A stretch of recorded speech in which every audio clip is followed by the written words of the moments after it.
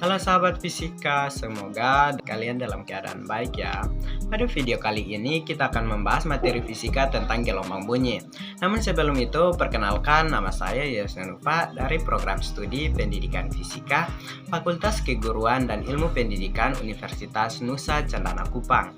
Tujuan saya membuat video ini adalah untuk memenuhi tugas produk 2 mata kuliah pengembangan multimedia pembelajaran fisika oleh dosen pengampu mata kuliah atas nama Dr. Iwayan Sukarecipta, SPD, MSI.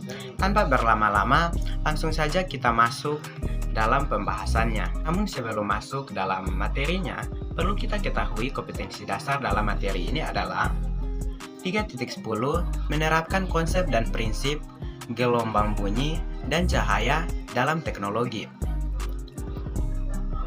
4.10 melakukan percobaan tentang gelombang bunyi dan atau cahaya berikut hasil presentasi dan makna fisiknya, misalnya sonometer dan kisi difraksi. Dan tujuan pembelajaran yang akan dicapai pada pembelajaran ini yaitu yang pertama, peserta didik dapat menjelaskan karakteristik gelombang bunyi. Yang kedua, peserta didik dapat menentukan cepat lambat gelombang bunyi pada zat gas, zat padat, dan zat cair.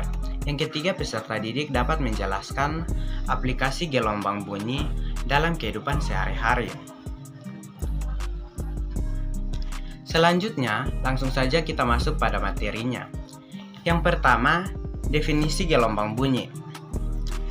Bunyi adalah gelombang mekanik yang merambat dalam medium. Bunyi timbul karena getaran partikel-partikel penyusun medium. Getaran partikel-partikel ini yang menyebabkan energi berasal dari sumber bunyi merambat dalam medium tersebut. Dengan demikian, bunyi hanya bisa merambat jika ada medium. Dalam ruang hampa, bunyi tidak dapat merambat. Selanjutnya, ciri-ciri gelombang bunyi. Ciri-ciri gelombang bunyi yaitu 1. Tergolong gelombang longitudinal.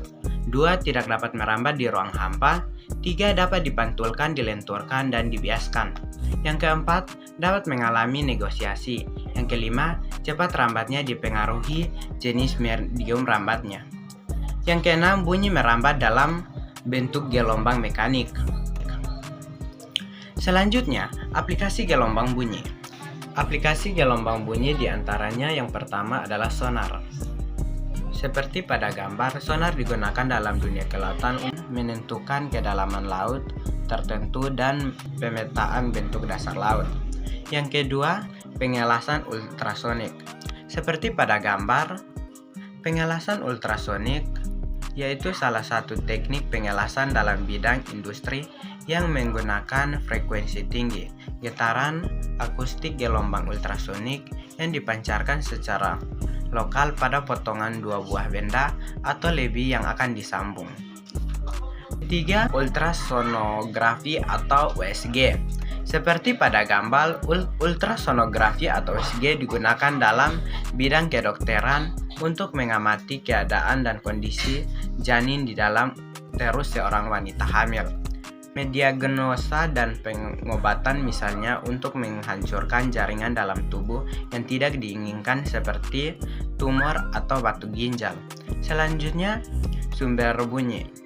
Sumber bunyi, energi bunyi adalah semua bentuk benda atau hal yang dapat menghasilkan bunyi yang bisa didengar oleh manusia. Sumber bunyi tersebut kemudian dapat bergetar karena pukulan, petikan, tiupan, gesekan, atau muncul secara alami atau tanpa campur tangan manusia. Sumber bunyi dapat berasal dari mana saja termasuk manusia itu sendiri, karena memiliki alat untuk mengeluarkan sumber bunyi, yakni pita suara. Saat kita berbicara atau bernyanyi, pasti pita suaranya akan bergetar. Selanjutnya adalah jenis-jenis gelombang bunyi. Jenis gelombang bunyi dibagi atas 3, yaitu infrasonik, audiosonik, dan ultrasonik. Yang pertama, infrasonik. Seperti pada gambar, infrabunyi atau bunyi infrasonik adalah bunyi dengan frekuensi yang terlalu rendah untuk dapat didengar oleh telinga manusia. Infrabunyi berada dalam rentang 20 Hz sampai 0,001 Hz rentang frekuensi tersebut.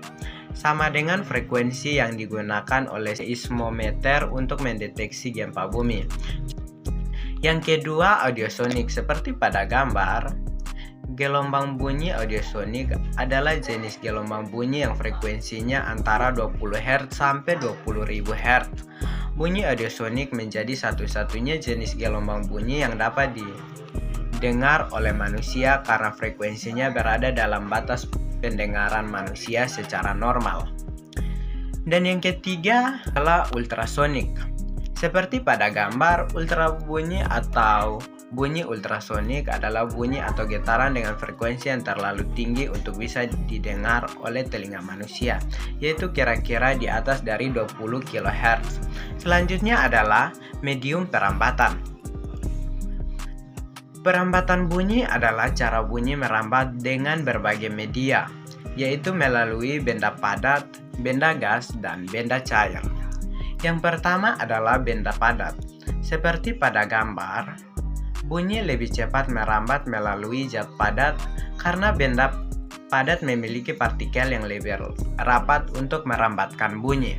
Melalui benda padat pula, bunyi dapat menunjukkan sifatnya yaitu dengan dipantulkan. Yang kedua yaitu benda cair. Seperti pada gambar, perambatan bunyi dapat melalui air ketika kita membenturkan dua buah batu.